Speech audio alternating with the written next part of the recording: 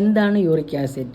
നാം കഴിക്കുന്ന ഭക്ഷണത്തിലും ശരീരകോശങ്ങളിലുമുള്ള പ്രോട്ടീനായ പ്യൂറിൻ എന്ന ഘടകം ശരീരത്തിലെ രാസപ്രക്രിയയുടെ ഫലമായി വിഘടിച്ചുണ്ടാകുന്ന ഒരു വേസ്റ്റ് പ്രോഡക്റ്റാണ് യൂറിക് ആസിഡ്. യൂറിക് ആസിഡിന്റെ അളവ് ക്രമീകരിക്കുന്നത് വൃക്കകളാണ്. ശരീരത്തിലുണ്ടാകുന്ന യൂറിക് ആസിഡിന്റെ 2/3 ഭാഗം മൂത്രത്തിലൂടെയും 1/3 ഭാഗം മലത്തിലൂടെയും പുറന്തള്ളപ്പെടുന്നു. യൂറിക് ആസിഡ് അധികമായി വർദ്ധിക്കുന്ന അവസ്ഥയെ ഹൈപ്പർ യൂറിസീമിയ എന്ന് പറയുന്നു.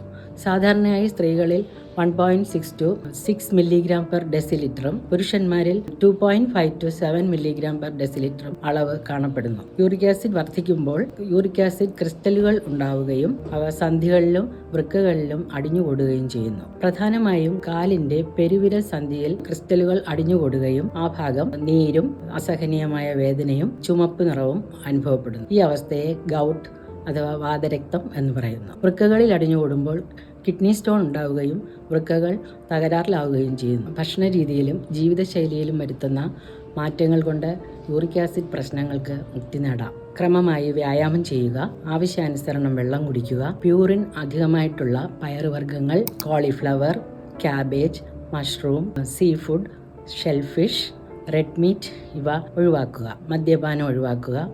അമിതവണ്ണം കുറയ്ക്കുക. ആഹാരത്തിൽ വെള്ളരിക്ക, വാട്ടർമെലോൺ, കുമ്പളങ്ങ, മുസമ്പി ഇവ ഉൾപ്പെടുത്തുക. ആയുർവേദ ഔഷധങ്ങളായ ചിറ്റമൃത്, ത്രിഫല, ഞെരിഞ്ഞിൽ, വയൽച്ചുള്ളിവേര്, ശതാവരി മുതലായവ യൂറിക് ആസിഡിന്റെ അളവ് കുറയ്ക്കുന്നതിന് വളരെ ഫലപ്രദമാണ്.